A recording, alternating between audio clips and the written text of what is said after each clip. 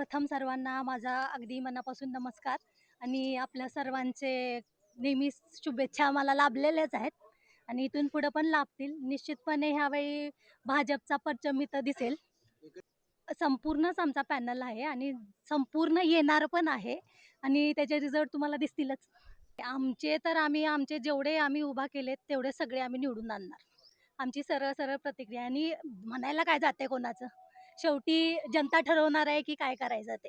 आणि निश्चितपणे जनता प्रगतीच्या मार्गावर आहे आणि तुम्ही अकलूज नगर परिषदेचा जर निकाल बघितला तर फार कमी मतांनी सगळीकडे झालेली आहे. टक्केवारी जर बघितली तर आज जवळ-जवळ 40-45% भाजपला मतदान झालेलं आहे. नगरपंचायतीचा निवडणुकीचा धुराळा उडाला, हां. महानगरपालिका झाल्या, आता जिल्हा हं. परिषद पंचायत समिती. अगदी तसंच वातावरण या निवडणुकीमध्ये राहील. नाही आता पहिले कसं होतं हे बघा, ज्यावेळी हे सगळं सुरू झालं होतं प्रोसिजर, त्यावेळी निश्चितपणे लोकांना भीती होती. बऱ्यापैकी लोकं दबावाखाली होते. एवढं बाहेर पडत नव्हते. पण आता निश्चितपणे लोकं बाहेर पडतील, आमच्या पाठीशी उभा राहतील आणि नक्कीच यावेळी साथ देतील. भारतीय जनता पार्टीचं जे माजी आमदार राम सातपुते हं, साहेब आहेत, ते या माळशिरस तालुक्याच्या या निवडणुकीचं नेतृत्व करत आहेत. बरोबर. या निवडणुकीमध्ये त्यांना यश मिळेल असं वाटतं. 100%.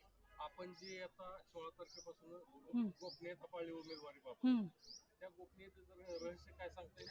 गोपनीयता तर सर्वांनीच पाळली आहे. शेवटी कसं असतंय सगळ्यांना दाखवल्यावर कसं चालेल? नाही, माळशिरस तालुक्याच्या जनतेसमोर एक हां. भारतीय जनता पार्टी म्हणून तुम्ही कोणते मुद्दे, विकासाचे काय मुद्दे घेऊन तुम्ही मत मागणार आहात त्यांना?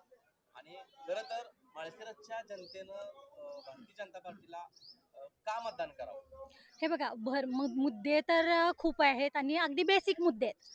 काय आहे बघा, ग्रामीण भाग आहे, खूप काही अपेक्षा नसतात लोकांच्या. अगदी सर्वसाधारण अपेक्षा आहे, लोकांना पाणी मिळायला पाहिजे, लोकांना स्वच्छतेचा आहे प्रश्न आहे, रस्त्याचा प्रश्न आहे. बरेच असे आतले जे रस्ते आहेत, इंटिरियर रस्ते जे आहेत, ते नाही आहेत लोकांचे, ते माळशिरस मिळायला पाहिजे. तालुक्याच्या शिक्षणाची सोय पाहिजे.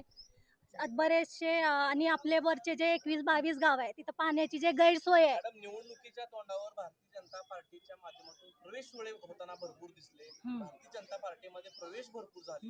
याचं चित्र कसं राहील? नाही, नाही. काय झालं, लोकांना पहिलेच यायचं होतं, पण अचानक नगर परिषद इलेक्शन वगैरे लागल्यामुळं ते सगळ्या गतिविधी थांबलेल्या होत्या आणि जी, तर आपल्याला तालुक्यातलं सगळं भौगोलिक परिस्थिती माहित जी. आहे किंवा अडचणी माहित आहेत. हं. तरी आणखी कसा तालुका आपल्याला हवा आहे आपल्या भाजपकडे? नाही, खूप बदलाची गरज आहे अजून. त्यामुळं ते बदल निश्चितपणे भाजपकडून होणार आहे आणि भाजप सरकार नक्कीच ह्या सगळ्या उमेदवारांच्या पाठीशी अगदी खंबीरपणे उभा राहणार आहे आणि कामं तुम्हाला दिसतील. शेवटचा प्रश्न आहे तुम्हाला, हं. जिल्हा परिषद संग्रामनगर गटातून आपला उमेदवार कोण आहे? राजेश्वरी कृष्णराज माने पाटील.